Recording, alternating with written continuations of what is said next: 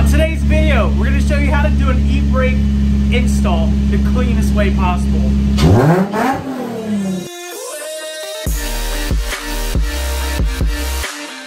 Hey man, your parking brake's not working, that's why we're just going to do this e-brake handle. Exactly. And that's what brings us up to this next video. Let's go. $3 grand, not bad for a shell. You paid $3 grand for this car? Yep. You gotta be messed up if you think I'm gonna pay the price that people are asking for on the market today. But like for $3 grand, you got a lot of car out of it though. Exactly. It had AP racing brakes, obviously, but I got rid of them because that's overkill for what I'm doing, and they're already cracking. I don't feel like spending $1,200 just on rotors. They're two-piece. So I got rid of them. Got some cheap knockoff Akabonos in the front, and then some stock ones in the rear. Just left it as is. So let's show the people what we've got going on today. I mean, not much. It's a basic trumpet. We got Noah's 350Z $3,000 shell, let's just call it that. And this is supposed to be his what? Basic seat time car. So run down what that means. So to me, whenever I think of a basic seat time car, just angle kit, hydro, and then minor like suspension mods. You don't have to go crazy with it. Bone stock motor has a ghetto intake that I made, found around, laying around, and a tune. Yeah, unfortunately I'm not good with that. But yeah, it's just, you can basically just get a bone stock Z, just do angle kit, hydro, pretty much ready to rip. If it has an open diff, just weld it. Like if you go ask a fabricator, 80 bucks maybe, or if you can do it yourself, even better, for $99. And then it's just tuned, nothing crazy. But hold up. Let's show them the cherry on top of this car real quick. The good old HKS stuff that came with the car. Good old HKS.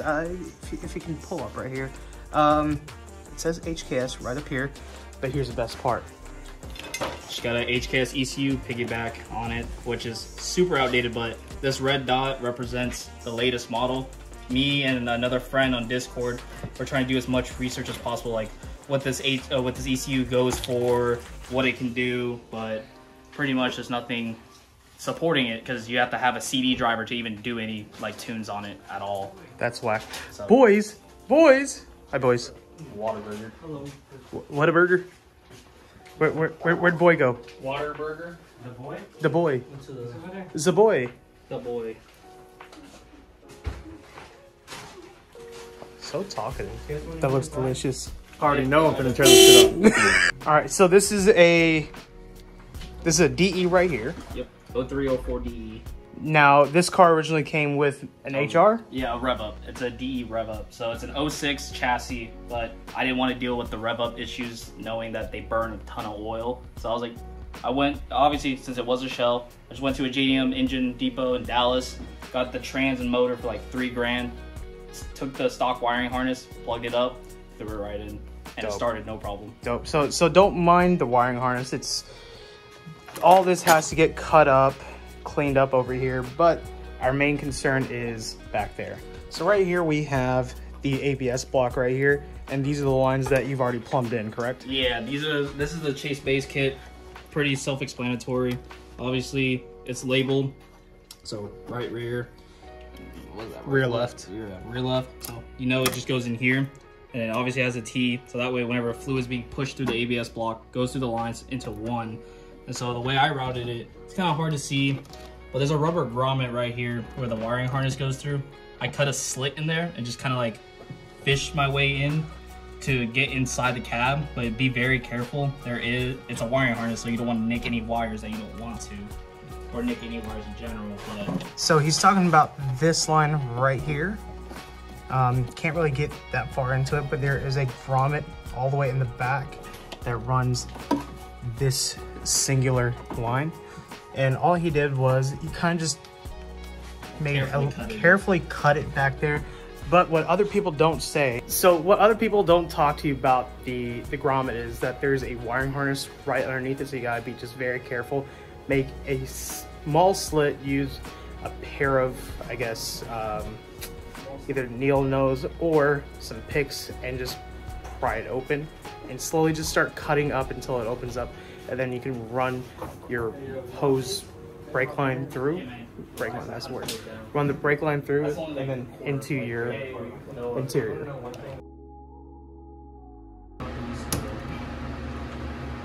Yep. So what have you learned? Take it slow. Take it slow, are you okay? Yeah. I just hit the hard line. I just rubbed right here. Not that big of a deal. Next week. So what he's doing right now is just taking off those lines right there, using a box end wrench. Obviously you want to use a line wrench, a brake line wrench. Yeah. But these right here, they have these special little grooves notched into them, which they bite into these so it doesn't round off. So just gonna take these off, and then we're gonna slip these on right here. Easy as that.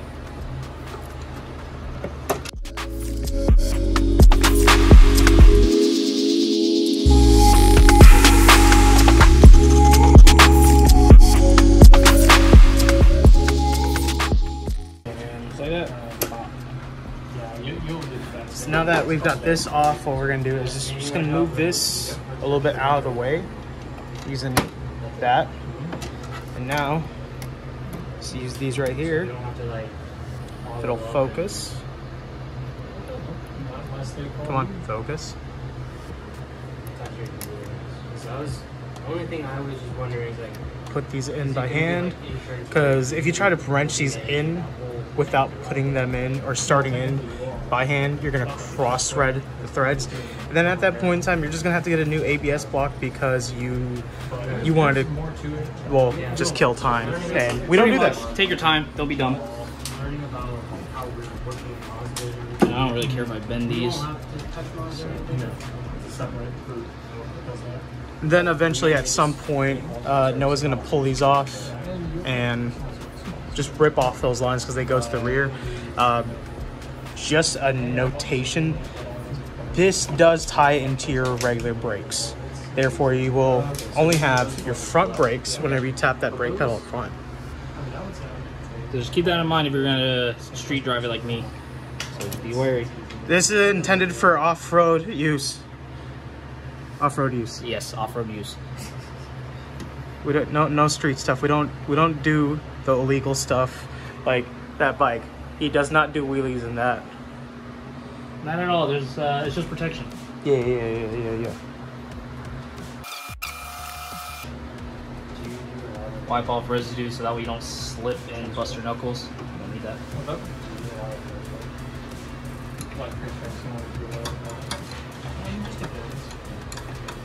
They look like bigger.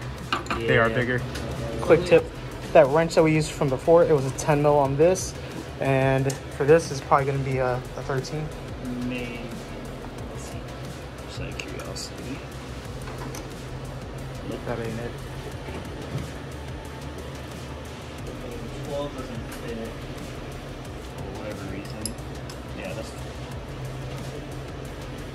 so when you try the wrench the first time, it's supposed to be the right one. It's supposed to be the right one. It's supposed to be.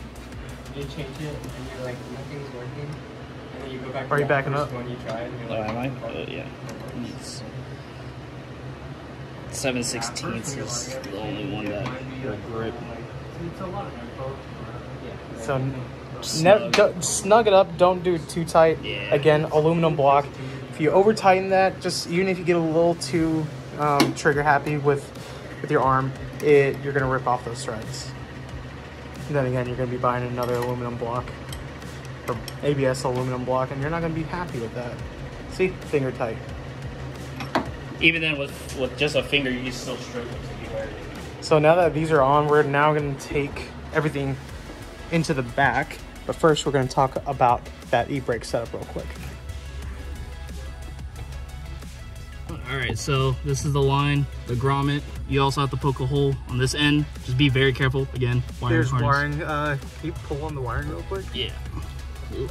So that's the wiring right there. And you're just gonna poke a hole.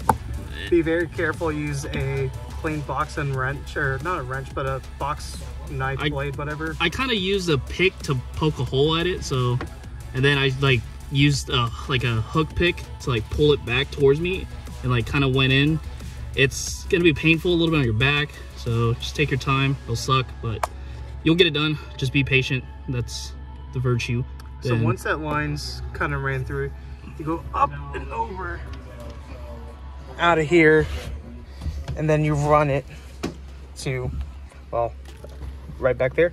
Yeah, so there's a little hole underneath the steering column that I found just by digging my hand around there, and it fed right through, kind of like over here. You can kind of see that hole right here to the left. It's kind of where I fed it through here.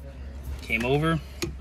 So if I move this right here, yeah, this is the line right here, correct? yeah. So that's the line that you ran from up front from that Y fitting into the one single one, poked the hole, came through, poked another hole, came through, found a hole through here, ran it through, and now into this. Yep. So that way, if you're trying to clutch kick, left foot brake, anything like that, your feet aren't going to get tangled up for whatever reason. Because I've seen it happen. Not fun. But yeah, as you can tell, it's clear. No problem.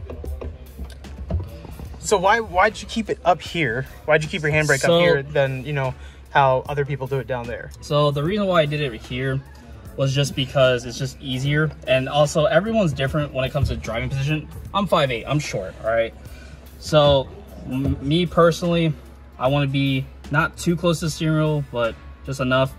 And then obviously I would use a slightly deeper dish than this wheel, but matter of fact, but regardless, you want it ease of access. So that way, let's say you're already going sideways, you need to pull handbrake. You don't want to reach down here, or if your knee, whatever for reason, if you don't have bucket seats, because there's some people who can't afford bucket seats. Yeah. So just do your best.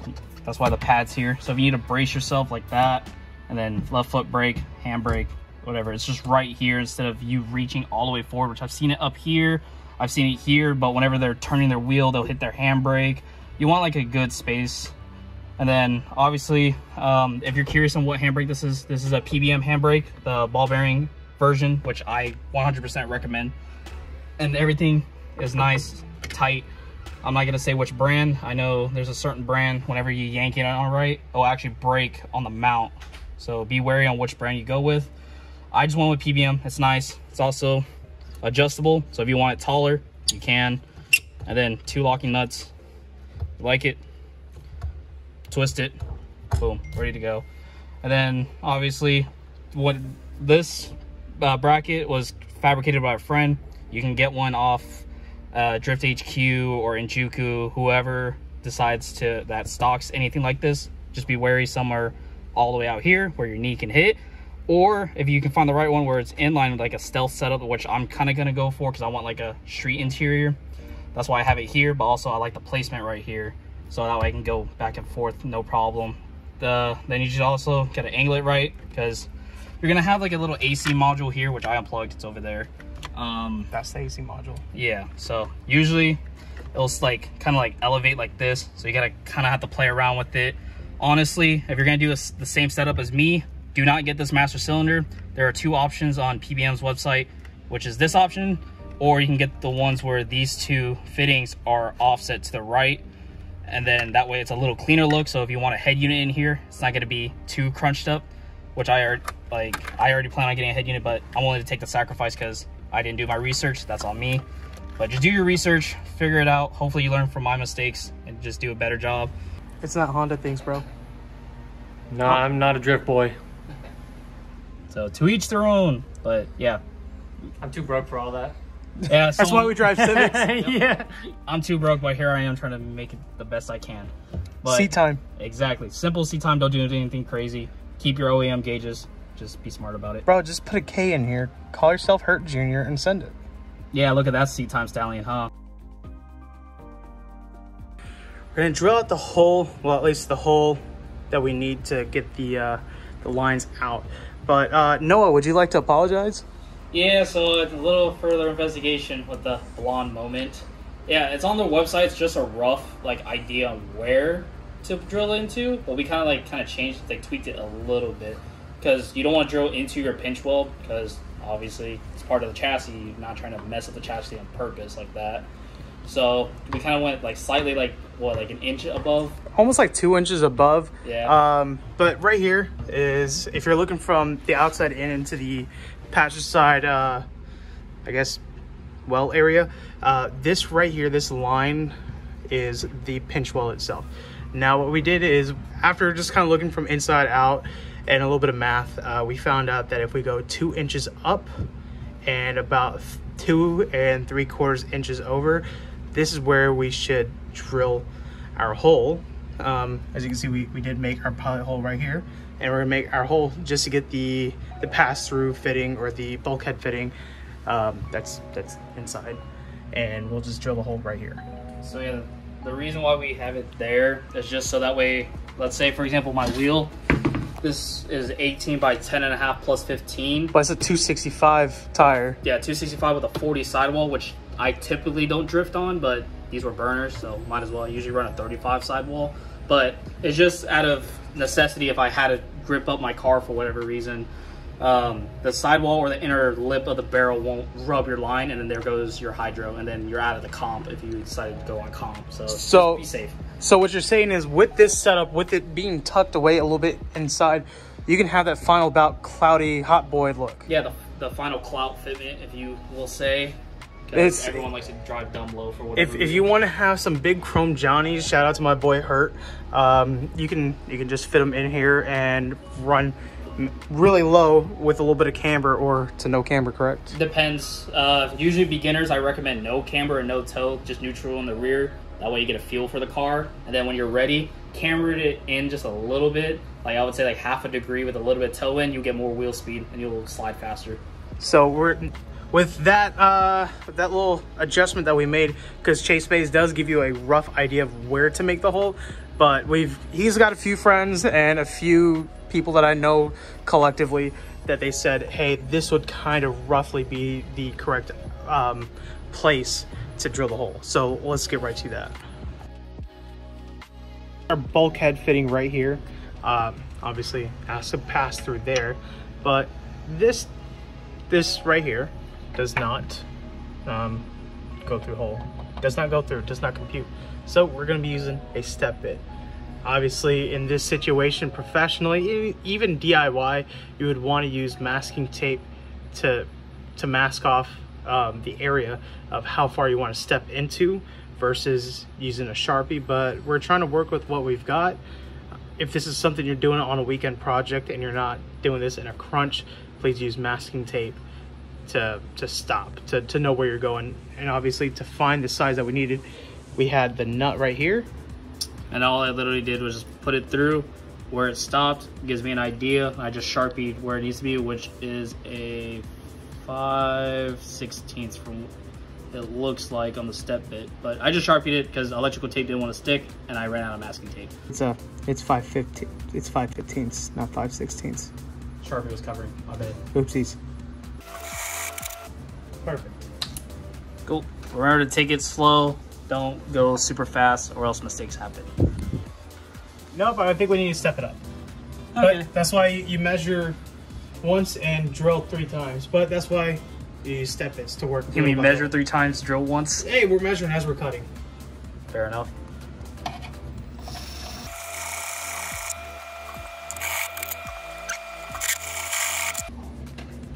That has to be big enough.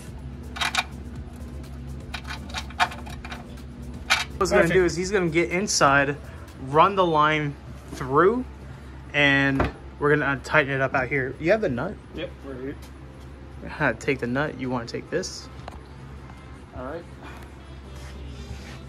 Actually, you might want to trade me. Probably. So that way, this little flared lip right here.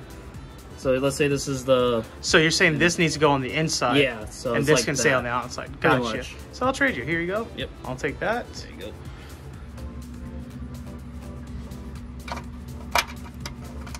Kind of put that through right there. So also another thing, just keep it finger tight. So that way you can move the elbow accordingly. So that way you can route the lines. Because obviously you want it as clean as possible. Try to tuck it up against the body of the car. If not, zip tie it to the hard line. Unless, honestly, I recommend P-clamps, which I ordered some, they're on the way. So that's what I would recommend at least. If you want to use the Chase Bay kit, yeah, you're bypassing this line right here. If you want to do something a little bit more cleaner, in my opinion, you could get a custom hose made that'll go from here to here, so you don't have to lose all of this right here, and you don't have to use a P-clamp. But in this case, what we might do is, for right now, we'll get the line put on, put some P-clamps in the way. Not in this video because they're on the way from Daddy Bezos. Yep. But in the future, he's gonna probably cut this off right here so he can possibly take, well, we're gonna take this off, run the hose through, and put a P-clamp in place of where this bracket goes. And that P-clamp is gonna go right where that 10 mil bolt goes. That we're breaking this loose, this is a 14 right here, 14 mil banjo bolt. Always keep some sort of drip pan. You can catch the brake fluid in. If you have epoxy floors or just even regular garage floors, they tend to get really dirty with brake fluid. And that went everywhere. So now, use this and install our new hose or Chase Bay line. Kind of routed through roughly. We kept this area loose along with the fitting. We kind of got it threaded in all the way, but as you can see, it's still loose enough to move around. And now, I know Noah can't get here, but just pushing this around and trying to get my way back. In here. Try my best. Get that in.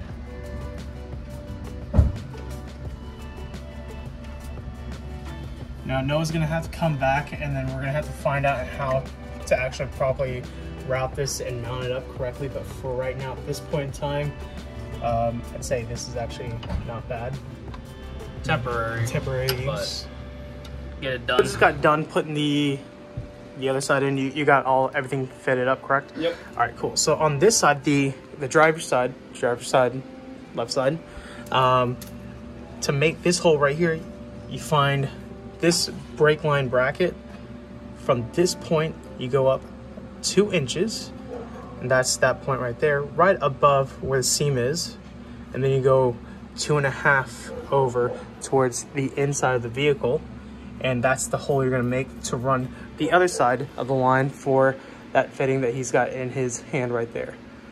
So we're gonna do the same thing. We're gonna open up our hole. I think we're just gonna use this, just Step save bit. time. Yeah, we're just gonna use step bit, run it Start up. small, kids, remember. We're gonna use the smallest point and go in there, and then we're gonna work our way up, stepping up side by side, and slowly check it by using this to make sure it goes in and out. It's in, yay. Just gonna hold it while Noah puts in the nut from the other side, just to slightly secure it. Still loose enough to rotate it, but we don't want to lose the nut also at the same time. All right, stand tight. All right, cool. Don't put too much pressure on the backside of the nut because this fitting, along with the nut, is aluminum. Too much force, even from your hands, you can break that. Or round it out. But now we're just gonna break loose the banjo fitting right here so we can run our new line from there to here.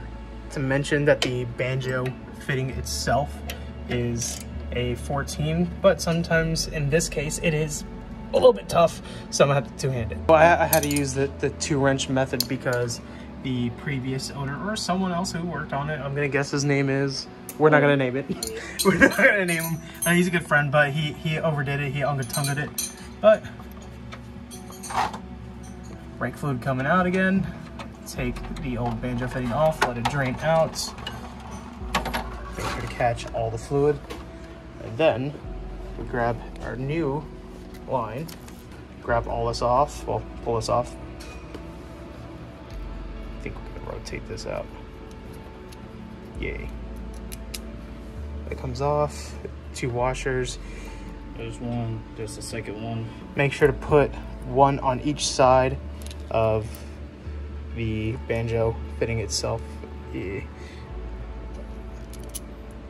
One like that, and then the other like so. That way it gets sandwiched in between once you put this side into the calipers. Cut the brake line in now. Ran it through. Again, this is just for testing purposes only. This isn't the final setup on the lines. We're gonna probably move it around That's tightened up. Make sure to not over tighten this, or you can strip out some threads. And now this is where the fun part begins, where we start to bleed it. Now, calm down, calm down. So let's show the people how to bleed the brakes. All right, just making sure the stickers are open. All right. You miss playing with the joystick? Yeah, man. All right. Sorry, children. So the way we did this, how to bleed the rear brakes using the handbrake, is I had Noah just yank on it a few times, about like what, 20-30 times. About, yeah.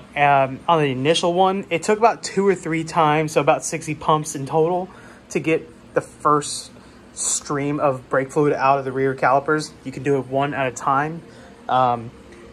In normal fashion, you have to go from right rear to, you know, work your way through. But in this case, since it tees off, it's one line through and tees off, you can pick whichever side you want to work on. But make sure to have 2 people, because this is a 2-man job unless you have a vacuum bleeder. Yep. So after he pressed it about 20-30 times, I broke the bleeder screw loose. Air came out, had him do it 20-30 more times, broke it loose, and some fluid shot out. Did about 20-30 or more times, so about six times on each side you have to do it to get the maximum bite, or to get all the air out of the lines. Yeah. Put it in gear. Do the thing. Oh shit, let's go. All right guys, I hope you guys like this video. Hope this video in particular brought some information to you guys. I know that there's other videos out there that doesn't really go in depth like we kind of did. It doesn't show how to route it, or where to bleed it from, or how to bleed it. If these are the types of videos you want to see, just let us know. Hopefully this video helped you and helped a lot of you guys. I know that this video is specifically for the 350Z. It can be tweaked and modified a little bit for the 370s. And again, just thankful for you guys being here. It's 2022. All you guys are well. And I guess that's all it is. Let us know what we want to do. If we want to make more Z content, more Honda content, more Toyota content, let us know in the comments below. Subscribe, like, and follow, and, you know, maybe hit that share button. Guys, peace. Enjoy the rest of your day. Bye.